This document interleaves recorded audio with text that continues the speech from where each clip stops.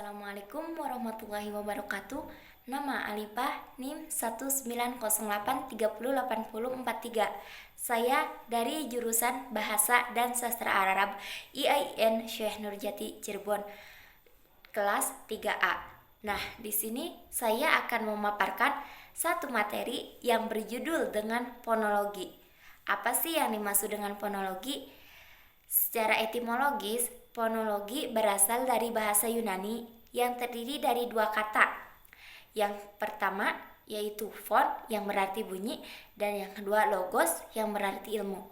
Maka dari kedua arti tersebut, fonologi bisa diartikan sebagai ilmu bunyi atau studi bahasa yang mengkaji tentang bunyi. Objek kajian fonologi ada dua. Yang pertama adalah bunyi bahasa fon yang disebut tata bunyi, dan yang kedua adalah mengkaji fonem yang disebut tata fonemik. Menurut Krida Laksana, fonologi adalah bidang dalam linguistik yang menyelidiki bunyi-bunyi bahasa menurut fungsinya. Dalam bahasa Arab juga, fonologi dikenal dengan istilah fonologia atau ilmu wadhaiful aswat. Kata fonologi bahasa Indonesia juga diserap dari bahasa Inggris, yaitu phonology, yang artinya sama dengan arti yang terdapat dalam bahasa Indonesia, yaitu bidang ilmu linguistik yang menyelidiki bunyi-bunyi bahasa menurut fungsinya. Pada awal pertumbuhan linguistik, istilah bidang linguistik ini disebut dengan fonemik. Sementara dewasa ini lebih sering diistilahkan dengan fonologi. Nah, dalam literatur berbahasa Arab, fonologi disebut dengan fonologia sebagai serapan dari bahasa Inggris phonology. Namun, sering sebagai ilmu wadhaiful aswat atau ilmul aswat at-tandimi.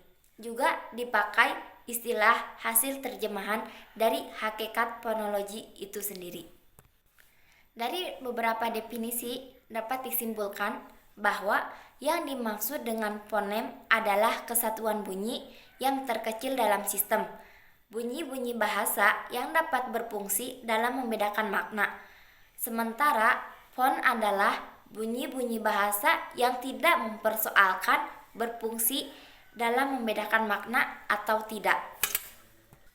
Perbedaan antara fonetik dan fonem. Fonetik berdasarkan definisi yang dikemukakan para ahli, secara umum dapat dikatakan bahwa fonetik adalah bidang linguistik yang mempelajari bunyi bahasa, baik itu prosesi terbentuknya dan bagaimana bunyi diterima oleh telinga pendengar, tanpa memperhatikan apakah bunyi tersebut mempunyai fungsi sebagai pembeda makna atau tidak. Sedangkan fonemik, menurut Abdul Chahar, fonemik adalah cabang studi fonologi yang mempelajari bahasa dengan memperhatikan fungsi bunyi tersebut sebagai pembeda makna. Menurut Ahmad Muwaffaq, fonemik adalah cabang studi fonologi yang menyelidiki dan mempelajari bunyi ujaran atau bahasa atau sistem fonem suatu bahasa dan fungsinya sebagai pembeda arti. Yang selanjutnya yaitu klasifikasi fonem. Dalam proses penentuan apakah sebuah bunyi termasuk fonem atau tidak, terlebih dahulu dilakukan klasifikasi fonem. Hal ini perlu agar mendapatkan hasil yang lebih akurat, karena setiap bunyi yang akan diidentifikasi hendaknya yang sejenis. Dalam kajian fonologi, fonem dapat diklasifikasikan menjadi dua, yaitu yang pertama fonem segmental, yang kedua fonem suprasegmental. Yang dimaksud dengan fonem segmental yaitu vokal dan konsonan dalam fonologi. Sedangkan yang dimaksud dengan fonem suprasegmental yaitu jalinan atau susunan bunyi yang dapat membedakan arti suatu kata dengan kata yang lainnya. Nah, lalu Selanjutnya, kedudukan fonologi dalam linguistik. Menurut Halliday, fonologi merupakan penghubung antara substansi bahasa dan bentuk bahasa. Substansi bahasa di sini adalah fonetik, sedangkan tata bahasa, grammar, dan leksis. Ia juga membagi bahasa atas 5 tataran yang terdiri dari 3 tataran utama, yaitu yang pertama isi substance, yang kedua bentuk form, dan yang ketiga situasi extra-linguistic situation. Ditambah 2 tataran interlevels, yaitu fonologi dan konteks. Sedangkan secara umum tataran linguistik dibagi menjadi 4 bagian, yaitu fonologi, morfologi, sintaksis, dan semantik.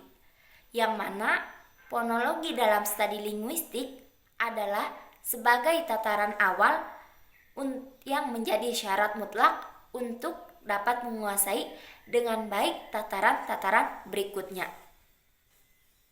Nah, untuk selanjutnya ada identifikasi fonem. Yang dimaksud dengan identifikasi fonem adalah upaya atau proses untuk mengetahui sebuah bunyi termasuk fonem atau tidak.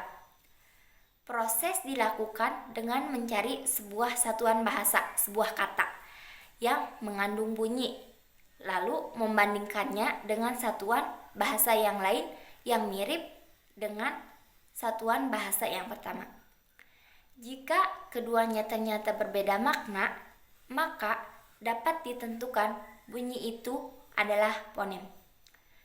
Dalam bahasa Indonesia, misalnya, kata larang dibandingkan dengan kata lalang.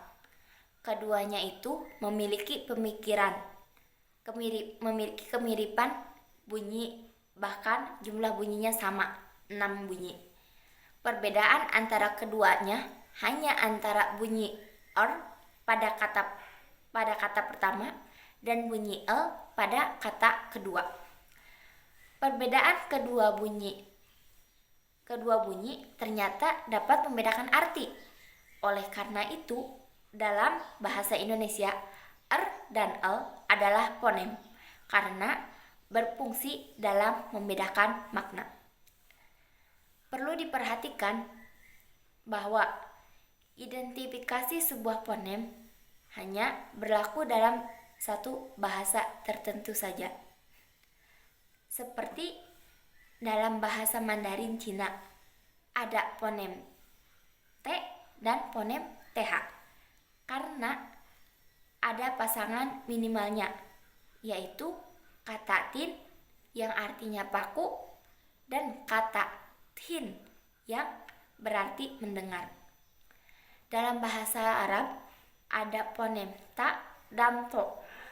Pasangan minimalnya seperti kata fatir yang berarti yang hangat-hangat kuku, dan kata fatir yang berarti yang menciptakan.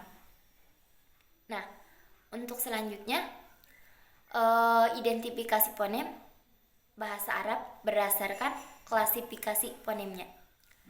Yang pertama itu fonem vokal. Fonem vokal itu untuk membuktikan apakah bunyi-bunyi vokal dalam bahasa Arab termasuk fonem atau tidak.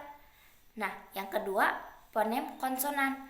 Fonem konsonan di antara beberapa fonem yang dicurigai memiliki kesamaan dalam bahasa Arab. Misalnya, sebagai berikut: konsonan ta dan to, dan konsonan ta dan dal, dan selanjutnya. Sementara itu, bunyi-bunyi konsonan yang tidak termasuk pada penjelasan di atas, yaitu ba, ro, pa, la, ma, nun, wau, dan ya, langsung menjadi fonem karena ya tidak terdapat di dalam titik artikulasi dan cara artikulasi yang sama, atau bukan merupakan pasangan-pasangan bunyi yang dicurigai kesamaannya. Nah, jadi itu sekilas tentang materi tentang fonologi. Mungkin cukup sekian materi yang saya paparkan. Kurang lebihnya mohon maaf. Billahi taufiq wal hidayah. Wassalamualaikum warahmatullahi wabarakatuh.